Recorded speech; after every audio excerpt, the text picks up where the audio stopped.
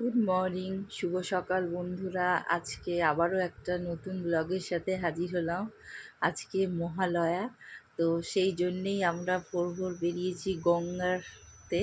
তো যেতে যেতে এত বৃষ্টি হচ্ছিল আর আকাশটা পুরো একদম অন্ধকার করে এসেছে, তো সেই জন্য ও বললো তো ছাতা নেওয়া হলো না, আর ওখানে তো কোনো দাঁড়ানোরও কোনো সেরকম জায়গা নেই। তো আবার বাড়িতে গেলাম, আর ছাতাটা নিয়ে আসছি, কারণ কি খানিকক্ষণ আগে বৃষ্টি হয়ে গেছে প্রচণ্ড। এখন বৃষ্টিটা হচ্ছে না, কিন্তু আকাশটা প্রচণ্ড অন্ধকার করে আছে। আর এদিকে আজকে ভাইও আসবে, আমাদের সাথেই ভাই যাবে গঙ্গার ধার, মানে গঙ্গায় ওই তর্পণের উদ্দেশ্যে।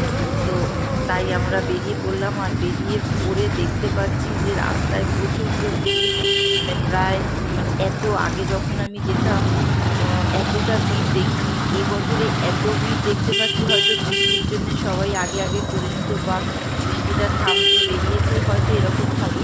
কিন্তু আমি এবছরে দেখি প্রচণ্ড ভিড়, আর এই রাস্তাটায় তো অনেকটা জল জমে আছে।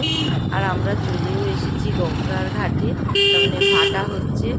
আর সব এইদিকে সব বাচ্চা বাচ্চা ছেলেরা দেখলাম যে এত ভোরের বেলাতেও সব ফুটবল খেলছে, দেখতে ভালো লাগছে। আর দেখো এখন চারিদিক পুরো অন্ধকার, একদম অন্ধকার, আর প্রচুর লোকজন, দেখতেই পাচ্ছ অনেক চেনা মুখ অচেনা মুখ, মানে ভর্তি। কিছু চেনা মানুষও অচেনার বেশে আছে ওই ভিড়ের মধ্যে। কিছু করার নেই, এটাই জীবন, এইভাবেই চলতে হয়। তো এই যে আমাদের ঠাকুর মশাই, এই যে আমার ভাই দাঁড়িয়ে আছে, আর এই যে ও।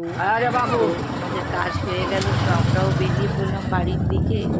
আর এর বললো যে অন্য রাস্তা দিয়ে আজকে নিয়ে যাবো, তো অনেকদিন আমি ওই রাস্তাটায় যাইনি।